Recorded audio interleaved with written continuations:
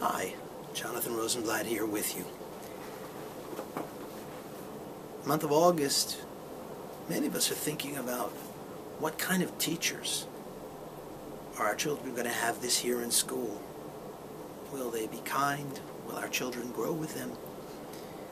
But as we prepare for that, we should really be remembering that the most important teachers our children will ever have are ourselves. And we here at the RJC would like to help you prepare not only for the school year, but for the new year 5773, to be the most wonderful parents and grandparents in your teaching roles as you possibly can be. We're dedicating this month to preparing for great parenting. This will take several forms.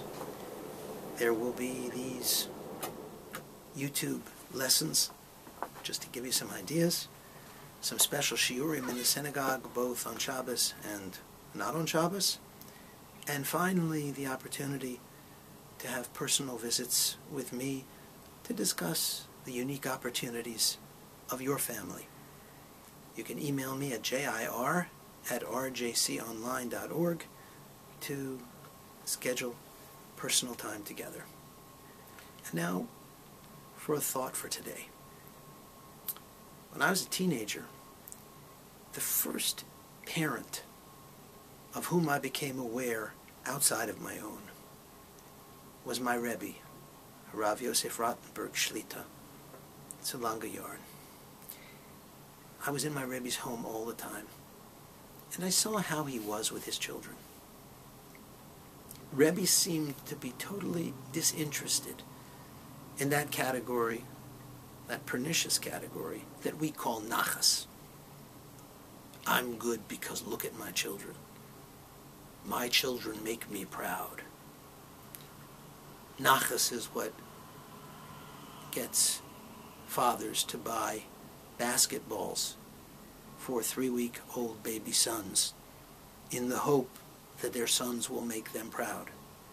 I'll tell you a secret. If the father was a klutz, there's at least a 50% chance that the son is going to be a klutz. Unless, of course, he married an Olympic athlete. My Rebbe never spoke in terms of nachas. And my Rebbe had plenty to have nachas about. I remember his son Yisrael, who's now a great scholar, at 6 or 7 years old, walking around the house saying, "My tati took me to Washington, and we went to the Smithsonian, and do you know that they have the actual ring of Yosem Melech Yehuda?" Well, when I was 7, not only did I not know who Yosem was, not only did I not know what Yehuda was, I wasn't exactly sure what Melech was. There was no problem in my Rebbe's house. There was plenty of nachas in the air, and my Rebbe never mentioned it. Which is not to say he was disinterested in his children. If you would ask Rebbe, "How are the children?" Rebbe's face would be suffused with the most wonderful smile. And he said, my children are Geshmak. Geshmak is a word that defines full translation. You can't get closer to it than to say with an enthusiastic inflection, delicious. But what it means is that my children, just by being themselves, bring me the greatest pleasure in the world. Spending time with them is delight. And just sitting at my Shabbos table and looking at the gifts that the Almighty has given me give me the most extraordinary pleasure. The children who grew up hearing that to their father they were Geshmak, those children delivered nachas by the boatload. And better, those children turned out to be brothers and sisters who adored one another and who shared each other's lives and their love for their parents, because no one was rated on how much nachas he or she had provided.